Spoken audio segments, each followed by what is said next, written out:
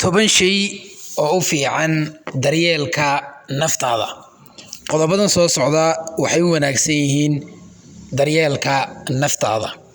Qodobka koowaad, waxyaabo badan oo adiga ku gaar ah ha ku ahaadaan kuwa ku qarsoon oo aan dadka leexkeen, waayo cid kasta kuma noqon karto si aad igu rabtid. Cid kasta kuma wanaagsanaan karto.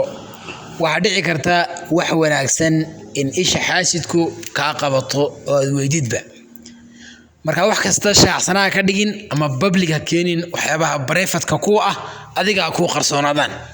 haddii ku qarsoonaadaan daryeelka naftaada ay u fiican tahay. qodobka labaad, aamusnidu waa jawaabta ugu fiican ee aad siin kartid qofka aanu qiimin ama u qalmin ereyadaada. haddii qof kula yimaado waxaan ku qalmin, waxa ugu wanaagsani waa aamusnida. marka saddexaad, samee wax ku farxad geliya. waxyaabaha ku farxad geliya ee aad ka hesho oo dhan adigu samee. qodobka afraad, noloshu wax wanaagsan ay kugu abaalmarin markaad filashada wanaajisid. marka filashadaada wanaaji. filashadaadu markasta ha ahaato mid heer sareysa. ilaahay subxaanahu wa tacaala ka filo markasta wax wanaagsan oo khayra.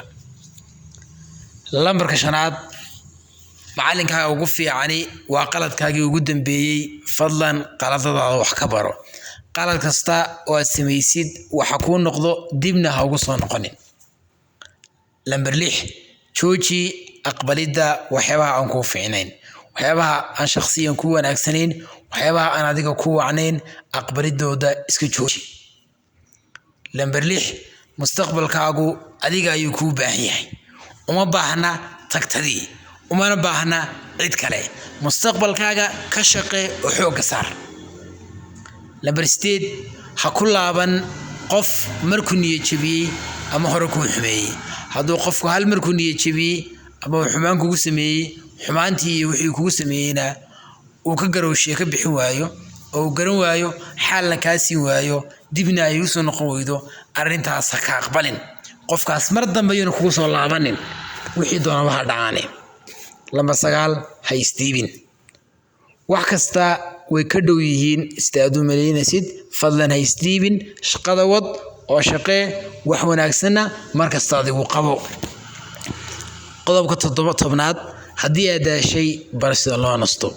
si ha baran sida loo joojiyo ama la iskaga daayaba. haddii aad shaqo qabanaysid, shaqadaasi haddii aad ka daashay, baro sida la iskaga nasiyo ee shaqadaasi markaasi loo nasto. laakiin ha baran sida shaqadaasi loo joojiyo. dhammaantood mahadsantiin.